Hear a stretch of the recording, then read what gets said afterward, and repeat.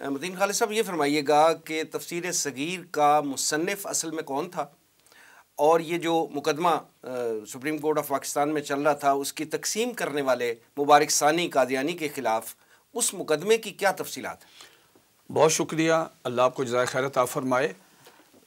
وسیم بھائی، یہ جو پورے ملک میں سپریم کورٹ کی ججمنٹ آئی جس سے ہیجانی کیفیت پیدا ہوئی، لوگوں میں شکوک و شبہات پیدا ہوئے مقدمہ سپریم کورٹ میں، تو حضرت وہ جو آپ نے فرمایا یہ تفسیر صغیر میرے سامنے ہے، پاس ہے، یہ قادیانیوں کی کتاب ہے۔ یہ مرزا جھوٹے مدعی نبوت مرزا قادیانی کا جو بیٹا اور قادیانی جماعت کا جو سیکنڈ خلیفہ ہے اس کا یہ تحریف شدہ ترجمہ قرآن مرزا بشیر الدین محمود، ٹھیک، اس کا یہ ہے۔ اور اس میں دیکھیں یہ انہوں نے فرنٹ پیج پہ اس پہ لکھا ہوا ہے قرآن مجید۔ یہ قادیانی عقائد جو ہیں جو متنازع ہیں، گستاخانہ ہیں اور دل آزارانہ ہیں، یہ ساری تفسیر ان نظریات پہ مبنی ہے۔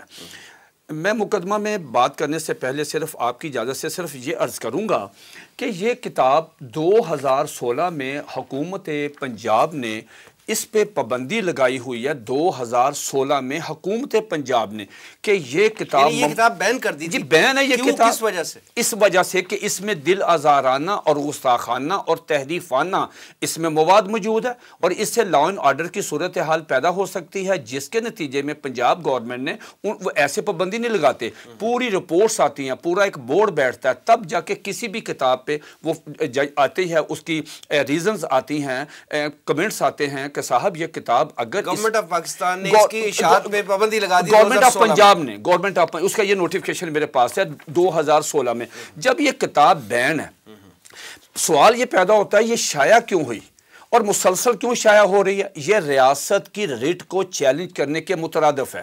ریاست کے اندر ایک ریاست ہے جو آپ جانتے ہیں چناب نگر، پہلی بات تو ان کو یہ پوچھنی چاہیے کہ کون سے وہ سہولت کار ہیں کلیدی عہدوں پہ بیٹھے ہوئے، کس آدمی نے آپ کو شے دی کہ ایک گورنمنٹ ایک کتاب کو بین کرتی ہے، آپ کہتے ہیں جی ہم، اس کے بعد حضرت کیا ہوا؟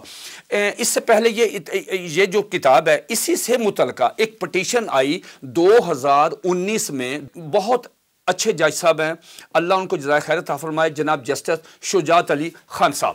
جسٹس شجاعت علی خان صاحب نے ہائی کورٹ کا یہ بڑا کمپیٹنٹ، تو قرآن مجید کی حرمت پہ بڑا کمال ججمنٹ ہے یہ، لاہور ہائی کورٹ کے جج صاحب نے اسی تفسیر کے بارے میں بھی کہا کہ اسے کوئی غیر مسلم قرآن مجید اس کا کوئی ترجمہ، اس کا کوئی پارٹ شائع نہیں کر سکتے۔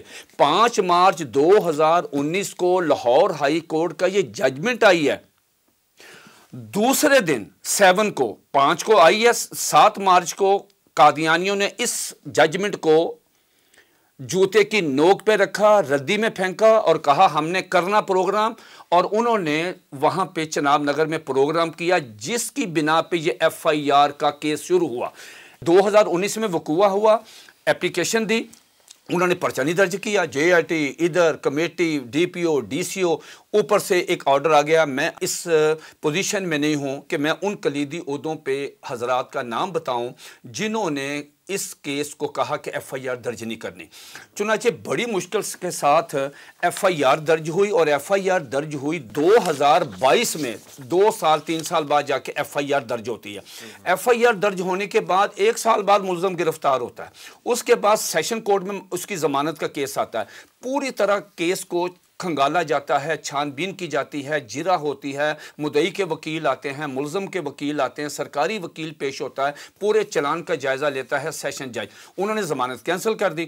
اس کے بعد یہاں سے گئے ہائی کورٹ، ہائی کورٹ نے پورے کیس دیکھا اس کو اپنی عمیق نظروں سے، آئین اور قانون کے تناظر میں، وہاں سے بھی ضمانت کینسل ہوئی، پھر یہ کیس چلا گیا۔ متین خالد صاحب یہاں تھوڑا سا رکیے اور مجھے یہ بتائیے کہ یہ جو اس تفسیر کا، متنازع تفسیر کا جو مصنف تھا وہ تو کوئی اور تھا، گرفتار مبارک ثانی ہوا، یہ کیسے ہوا؟ دیکھیں نا، ایک جیسے سٹینک ورسز ہے، سلمان رشدی کی کتاب ہے، اب وہ تو مصنف بیٹھا ہوا ہے باہر، اگر وہ کتاب متنازع، اس پہ بھی بین ہے، اگر وہ کوئی آدمی پرنٹ کر کے پاکستان میں پوچھنا یہ چاہ رہا ہوں مبارک ثانی کا جرم کیا تھا؟ مبارک ثانی جو تھا، یہ FIR میں جن اصل ملزمان کے نام تھے وہ تو گرفتار نہیں ہوئے اور ان کو ہونے نہیں دیا گیا، جو کلیدی عہدوں پہ بیٹھے قادیانی حضرات تھے۔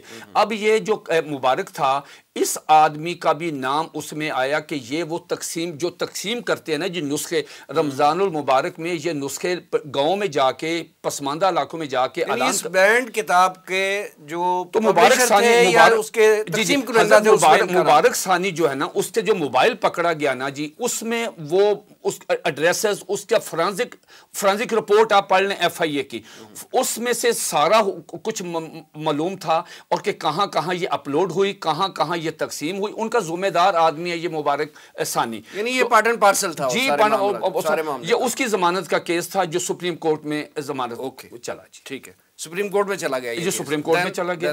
دین یہ ہوا کہ پاکستان کی سپریم کورٹ نے اس میں 3 چیزیں صرف چھوٹی چھوٹی میں عرض کرتا ہوں.